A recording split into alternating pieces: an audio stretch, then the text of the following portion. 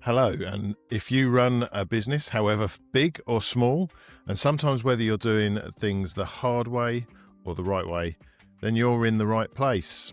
We are two business owners who choose to sit around the same table, share our mistakes, challenge each other, and keep learning. We are two ordinary blokes in business, and this is our journey to a million. Good morning, John. Good morning, Martin. And this morning is particularly challenging for both of us. Well, and we're still smiling.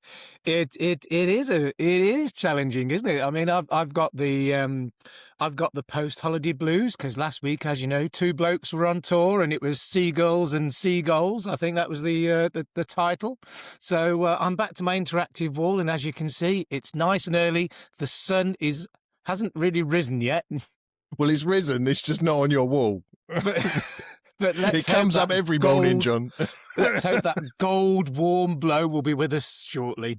Oh, well, I think you're going to be the warm glow this morning in substitute. So what I mentioned the challenges. We just had a chat before this, and I think it's good for people to understand that from the outside, people think you've got it all sorted. Business is essentially, when you get down to the nuts and bolts of it, it's about problem solving, daily problem solving, hourly problem solving, and the systems you put in place are designed to run smoothly so that those problems are minimized. But it doesn't get rid of them, does it, John? It certainly doesn't. It's a challenge, and no matter how much you think you get in there and you get into a sweet spot, you suddenly get a side swipe that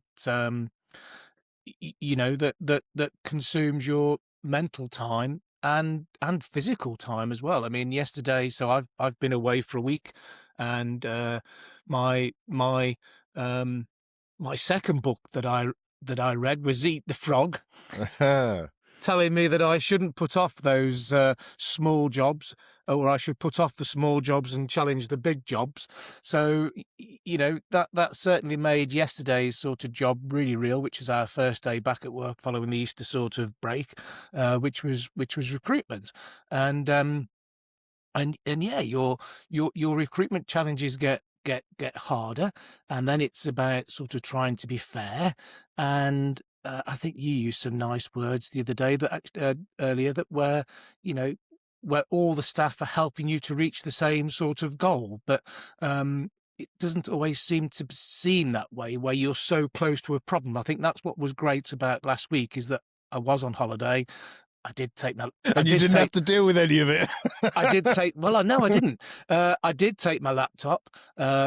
Did anybody write in and say who else takes their laptop with them, Martin? Did anybody share anything? I think we did have a conversation about that on one of the podcasts, because I think, I always take mine away. You always take yours, yeah. So it's not just me. No. But last week was great because, as 2025, the business operated without me. And actually what was great for me last week is that the thinking that I did do on the business was about on the business, rather than stuck in the business, and it was really, really refreshing. And actually, where I'm not waffling, Martin. I'm going to get straight back. I'm going to get straight back to the point.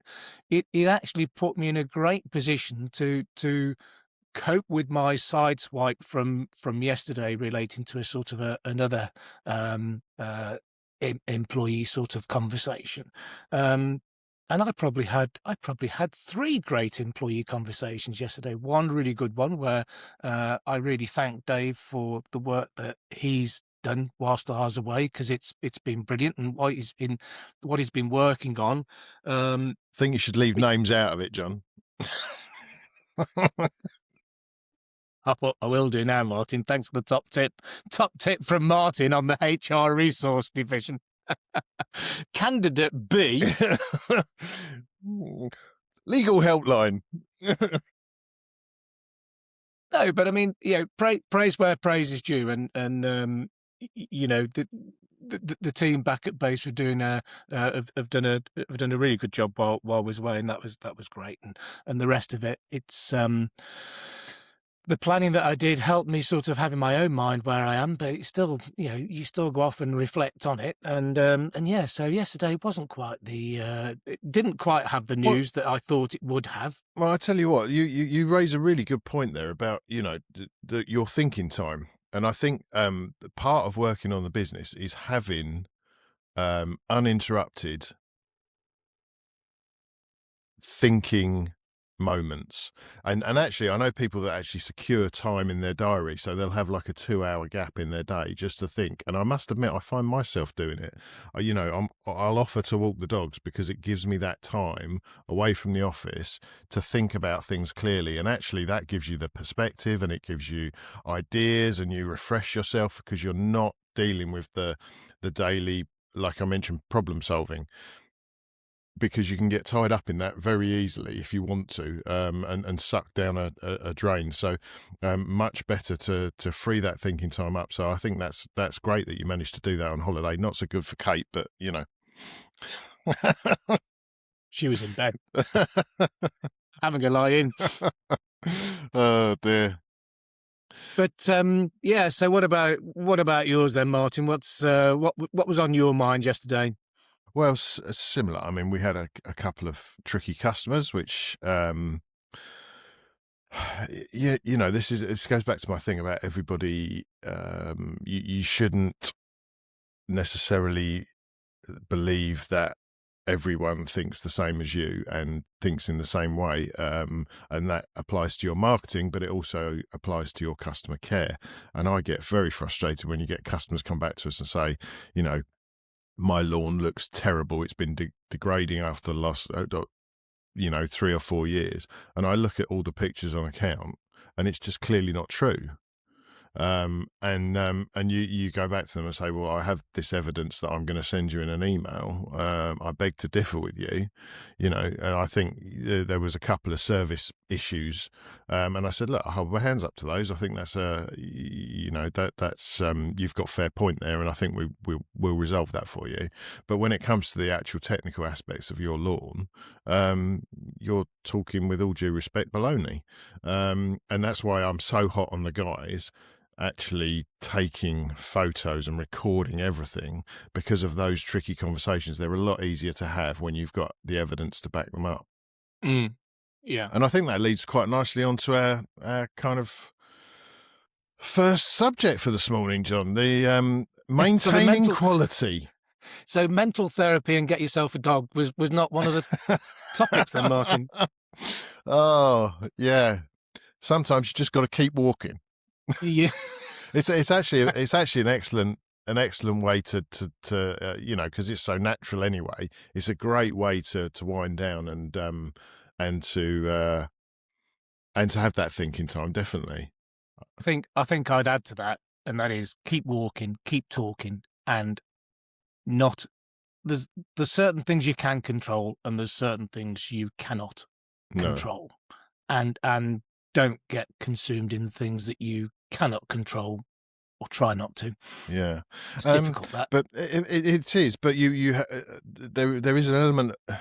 You can't control stuff, but you, as a business owner, stroke leader, there are things that you can influence, and if your motives are good, then that influence can spread. But that's still not easy. So and it's a long-term strategy. So yeah, challenging days for both of us. Yes. Well, today is another day. Certainly is. And we're still smiling.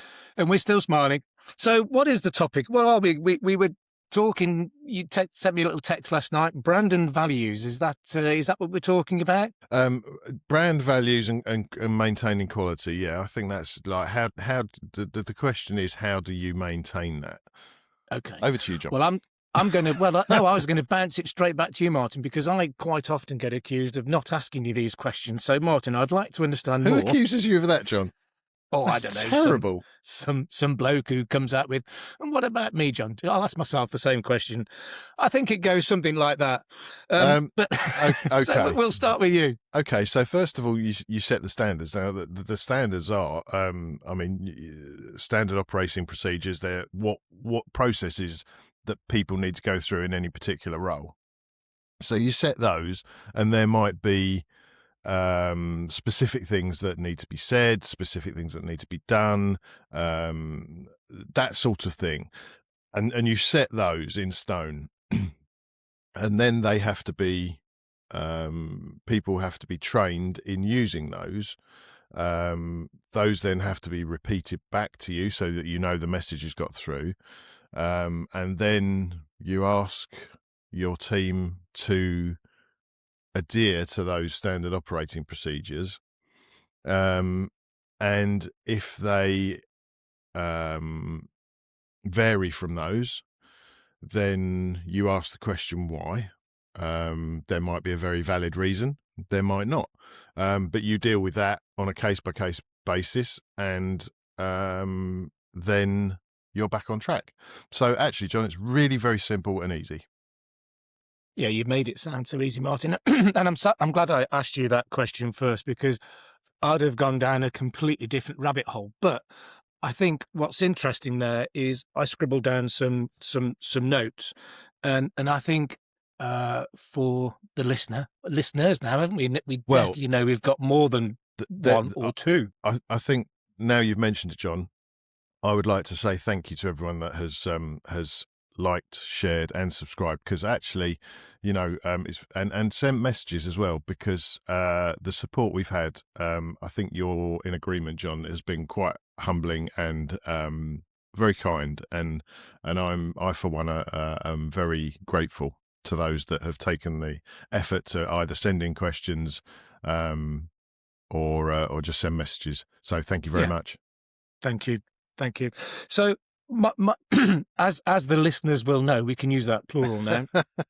As the listeners will know that we're both on our journey to 1 million. Martin sort of shot past me because I don't go out the borough. But but actually, the challenges of growing a business, and I think on brand values, is different at different levels of business. If you're a one man or two man, it's probably a lot easier to hold those values than it is as a multi-van, 5 or 6 van sort of business, or even for us a sort of a 4 van business. And I think those are challenges that you probably forget that you've rattled it off and made it so easy. I'll just repeat them. You train, you get them to repeat, and I wrote down you have your operating rhythm, which actually sort of reinforces that. But actually, that was probably a big step change that you did in your business when you created those, but they've become so natural. Would you think? Yeah, and it's a continual process. It's not like it's not like you employ it and it's complete. It's a daily thing that you have to they have to do. So I think as people grow their businesses, that brand value becomes a big challenge, and one that probably slots into that checking role that we sort of keep talking about, that you have to keep checking that that's going on. And I think that's important on there. My interpretation of brand values was actually what goes out there consistently to the customers, and how much the staff sort of live and understand those values in terms of the communications that you put out externally to people. So you have your internal customers and you have your external customers. I think your brand values there is about managing it internally. My thought process on that was managing consistency externally, like what goes on your website, probably just down to all that big marketing stuff, like the fonts that you're using, the consistency of the tone of voice. To me, that's about how you maintain that brand value. We did a program a few years ago, and we're probably due to do it again, where but I think we learned a lot from doing that process. And the process is we actually had changed direction slightly in how we were talking to people, which then made me realise that actually from the artwork on the vans to the paperwork that we got generated to the literature that we were sending out, there's all a bit of a mismatch. So actually it became a bit of a project sort of, I think I called it project consistency, where actually we went through everything with our design agency, printer, all the different leaflets that we go out, and then actually made sure that we'd reset them all to the same sort of visual sort of impact, so people could sort of recognize that's a piece of Greener Gardens artwork from day one. Does that make sense? Absolutely, yeah. You're talking about the communication of those brand values and those brand qualities, and I've been talking about kind of the doing of them to back up the fact that you're telling people that's what you're about. Yeah. So if you want me to stick to the brief, you better give me a better brief, Martin. You mean a two-word text is not good enough preparation? I can't believe it, John. Well, so demanding. These candidate B is so demanding. Oh dear. But yeah, But I think that's essentially it, and I think what between the two of us, what we're talking about is exactly that. And actually, because you're communicating that to customers, that's what they're going to expect. And I think that's why. So, it's not just the brand values, it's the business values and all the rest of it. So when we had this complaint yesterday, my integrity said within was like, I'm not going to put up with someone telling me something that's clearly not factually correct because I have evidence to say that that's the case. However, when he had a problem with some bits of service that we had given him, I could see that there was a shortfall. So we addressed that. And the reason I mention that is because he mentioned a couple of times in the conversation, I know you've got good reviews. And that's the brand identity. Yeah. And therefore, to maintain that, you have to fulfill certain criteria. So I think it's a good point, well made, all round. Yeah. Yeah, and actually, I think you're talking about reviews there. I mean, that is probably one of the things that people mention to us a lot. I mean, we're over 550 now, sort of locally. Right. And show off. Yeah. No, but even I had a conversation yesterday with somebody who said to me, I picked up the phone and it was a guy that we'd done a quote for, and he decided to go with another company because they were substantially cheaper. But his final words were, but I'm very aware of the reviews that you've got, but I'm just cutting my cloth accordingly. We've got to renegotiate our mortgage in the next sort of 2 months, and we're just watching the pennies. Well, that is the state of the nation. I've not listened to any news this morning to find out what the news is over in sort of Iran with Mr. Trump, but that's the world we're living in again at the moment, isn't it? That uncertainty, and and I think going back to my point, my father-in-law's in a care home, and that care home was taken over by new owners, and I went with Kate to see him this weekend, and from the moment you drove into the car park, there was all new signage, and the signage went, you went, wow, there's a difference there. There's straight away. There's intent. There's it. Yeah. Straight away, you just saw the difference, and I think when you start talking about this brand and values, you wonder how much of that people see of your business, Lawns One, Greener Gardens, Tom's Mechanics, whatever the business is, what people see of that, and how much that makes of a first impression of your business. And I know we all talk about keeping vans clean and tidy and all that sort of stuff, but it does make an impression, and it is a challenge. And I think quite often it's easy to go, oh, well, I won't do that because people know who we are. But it's probably quite important to keep that consistency going, because that's the consistent message people need to see. It's very important. Yeah, absolutely.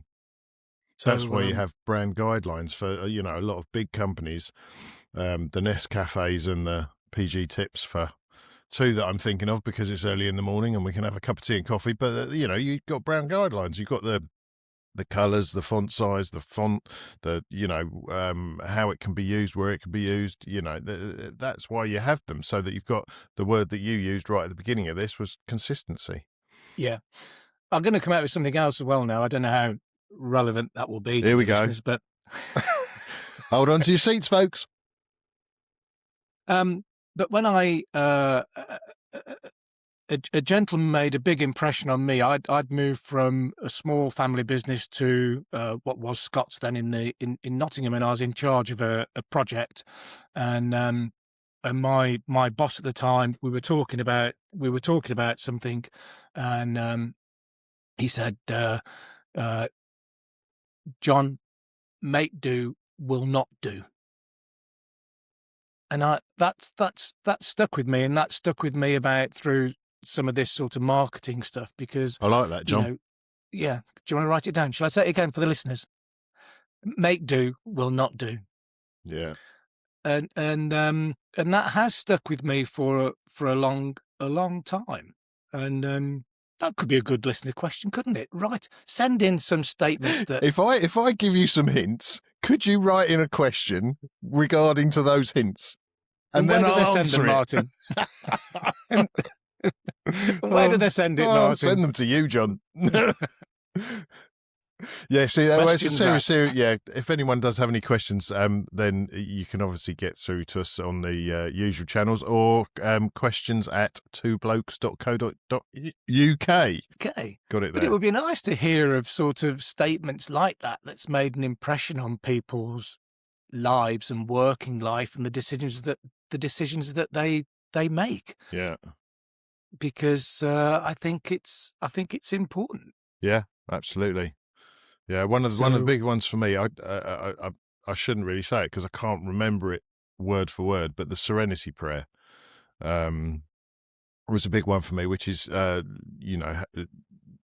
being able to change the things you can change, leaving the things you can't, and knowing the difference between the two, which I think is a great. I don't know its origin, but that's a big one for me. But make do will not do is also up there. Yeah, I like it. Yeah, good. So what does the week have in hold for you now then? Because it's a short week, isn't it? I'm. This is going to be riveting podcast stuff. I'm wall to wall meetings tomorrow. I've got. I'm out today. And Friday, I am also meetings in the morning. So, yeah, you got a week. Exciting. A week of meetings. Yeah. Well, I'm on to HR. I'm. Should we chat about that for a minute? And you can either make me feel really bad or really chat encouraged. About what? Meetings. It's when people get together and they chat and they make commitments to do stuff, and they write it all down, and then they go and do stuff. Do they? Well, is that what you meant? No. Right. What did you mean? What did you mean? So this is why we have these conversations, isn't it, John? Yeah, because we have days like yesterday, and this just lifts us. Yeah, and this just puts us all back on this as our mental reset. Challenge. Mental reset, yeah. No, I was just going to say it's interesting that we're in the world of recruiting at the moment, and we post the posts, and I stopped it when we got to sort of 90 applicants because it was tough. There was some good ones in there, but it's working. Yeah, what I've started to work out on these things is you could have 100 applicants, but you could send out 25. Application forms to people that's got through to the next stage, as in they've answered the 3 questions you've asked them to answer, and get 3 back. And you just think to yourself, "Oh my God!" Now, I keep hearing there's a problem out there with unemployment and people can't get jobs, but it doesn't seem to be that reflective. And then, so I spent yesterday, that was my eat the frog job, was to actually sort of sit there and not get distracted and start working through those in a bit more detail and looking at who's replied in the correct way, and then who I'd noted that would be sort of quite interesting that hadn't replied, and looking into, well, had I sent them the information? Yes. Have they read it? It says there that they have, and they haven't replied. And you just think, well, how interesting. But is that consistent with the world that we live in today, do you think? Well, this I think was the other question that we were, or the other topic that we were going to talk about today, and that was we use an expletive, but getting stuff done. So, and I think this relates to, one of the first things I'll set challenges for any a potential employee. But the first thing is their responsiveness. Can they respond? Do they do stuff? Do they get stuff done? And how long does it take them to do that? Because their behavior in applying for a job, is likely to be the behavior that they display when they're in the job. So for me, I'm looking at that, but it's again, it's a bit like catching fish, isn't it? It's because you've got to put the bait out, explain what you're about, show them what kind of business you run, get them interested, and then it's like trickle, little by little, engage them and try and give them a view of what you're trying to do, what you're about, so that they become interested. Meanwhile, you're trying to ascertain what they're like. So it's a bit of a dance, and actually a very worthwhile one, because you need to know what those people are, what potential they've got, whether they're trainable, whether they're going to text you back when you've texted them, or whether they're going to answer the phone when you've called them, or if you've asked them to speak to a certain client, whether they're going to do it. So yeah. And what do they say? Hire long and fire quick, or something like that, isn't it? Is that the hire, is that what I heard? Hire slow and fire quick. Quick. So yeah, I'm on to day 2 of that now. So we're now going to start. Well, dare I say it, we created some AI sort of profiling on. I know, but it was. I was going to use the word brilliant, but I've used that a lot. Excellent. I've used that a few times. Awesome. I haven't used awesome. But interestingly, note to the listeners: if you are doing that, you need to make a candidate A and a candidate B profile rather than sticking their details into. It's top tip. Two blokes. Top tip.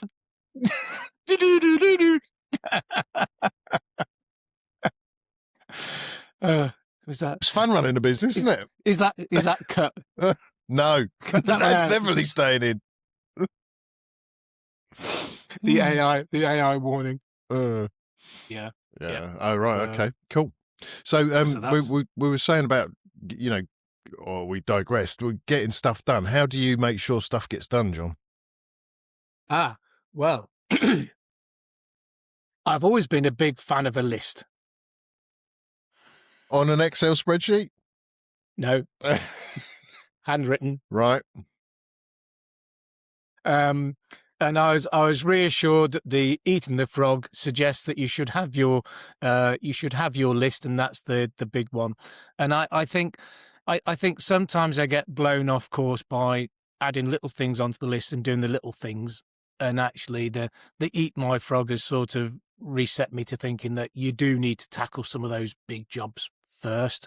And I think that's easier as you get bigger and you got more staff to do all that, because you've got the time to work on the business. And it's probably what I'm getting excited about our year this year is that I can see how it's going to be so much different next year. And that's me being positive now, Martin, because before I'll probably be saying I hope it will be different next year, but I'm trying to use the words I know it, and I can see it's going to be different next year because it's coming. And I think we're still in the stage where we're pedaling below water like Billy-O, and we're looking probably quite calm and content on the top, but it's still tough. But we haven't reached the next sort of safety zone yet, but that's coming.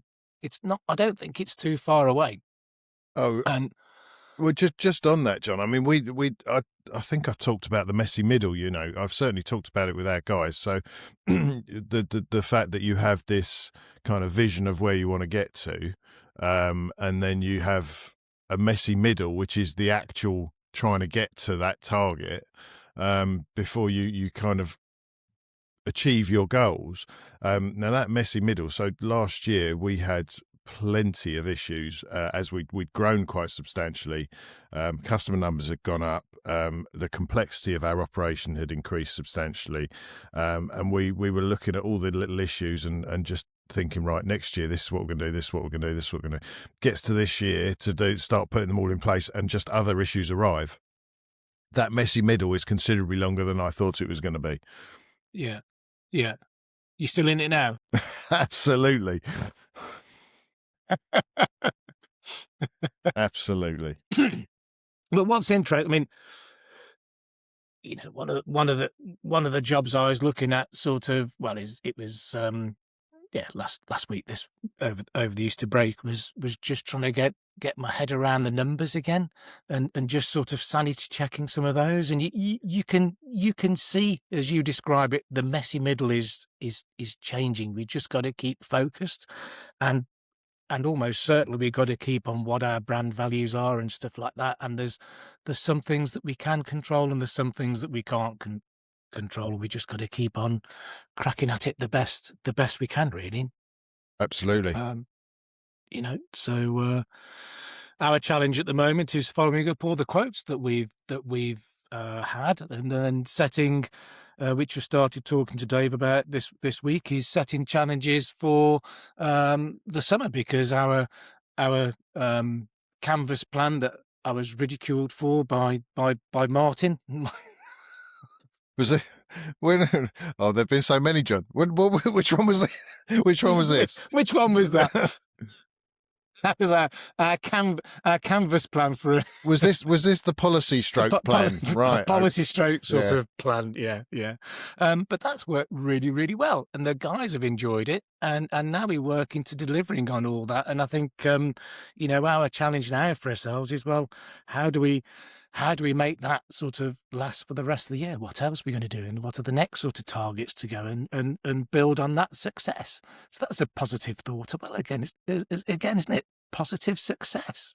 There you go. Yeah, I mean, that's having little things like that are really good, because that, like you say, they're positive and you're achieving them, and that kind of builds momentum for getting the other stuff done. But I think also, you know, following through on things that need to be done. So if you're delegating or if you're doing it yourself, you know, keeping yourself in check, making sure that, you know, you're just following up on people and saying, oh, did you manage to get that so-and-so done? Oh, that's great. That's fantastic. It all builds momentum. And it's almost like, you know, it also builds trust between people. And that goes both ways. So people start to trust in what you're going to give to them, that it's not too much, too onerous, too difficult, while still maintaining a challenge, and you start to trust that that's going to be dealt with when it leaves your kind of realm. And like I say, the momentum that can build in a business, if you have numbers of people doing that, is actually phenomenal. And that's you know, I think that should be congratulated and celebrated to all those involved. But you'll always get those sticking points where things don't get done, and I think that's it's how you deal with those as well. Yeah. So so there we go. That's so I also have a meeting. We have I think you call it a company day. Yeah. This is our we're in our what we call week 10. Right. Okay. So we have a staff meeting, and so what are you doing? What we're doing? Oh, I can't tell you that, Martin. It's not as exciting as yours. Well, don't forget, this won't be aired until next Monday, so you can actually tell me without letting anyone else know. But I'll only let you know. Oh, all right then. Listener, we're going to go for a meeting, and what we normally do is we try and all have a bit of a meeting in a relaxed environment. Often it's a pub, and you're going to the pub. What you're saying is you're going to the pub. You're going to our official dressed meeting it up room as a week 10 meeting, but you're going to the pub. And we'll be having lunch and a meeting and a chat. And they're normally really good fun, actually, and they're good. They are good team building sort of days sessions as well. Yeah. Oh, that's good. So excellent. So that's what we normally do. And I think the main thing of there is what really worked.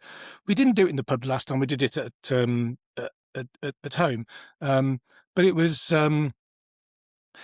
really good because we changed the format and we actually celebrated the successes that we'd been achieving, because we've got a lot going on this year. And I think it's an opportunity to remind people about that and actually sort of catch up on what's actually been a bit harder than what we probably thought.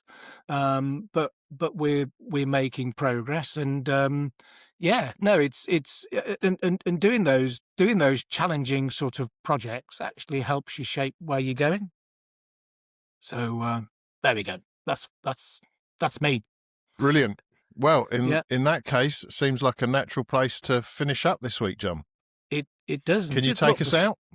Well, and the interactive board is working. The interactive wall is working on your face as well as the wall. I know. I'm going to. When we get to sort of May, God, you'll be blind. We'll have to change the location. You're going to be sunburned. You be careful. So, how does my bit go? It goes along the lines of we are just two ordinary blokes having a chat. It is lovely and very humbling, as Martin said, to read the comments that come in from, quite often people that you know and people that you don't know, and we reach out to people that we don't know. This is a case of Martin and myself making our conversations open to all. We're not experts. We're not preaching. I think we're just sharing our feelings on the day and just good, honest reflection. So if you have enjoyed it, please keep on listening. If you have enjoyed it, share it with some of your friends and colleagues. And if you've got any questions, how do we get questions in, Martin? Questions at Two Blokes. Don't ask me a question and then answer it. Sorry, Martin. I'm not very good at this podcasting. Off you go. Two Blokes at... questions at twoblokes.co.uk. Sorry, John. I interrupted you now. God, we can't even get the ending right. No, I can't. I'm just so excited about the day. So I'm feeling more uplifted. I think Martin, it's lovely to see a smile on his face, because he wasn't looking so chipper when we first sort of signed on. But that's maybe the silly time he makes me get up and do these things. So if you have any questions, please send them in, and have a great week. And we'll see you next week. Goodbye. Goodbye.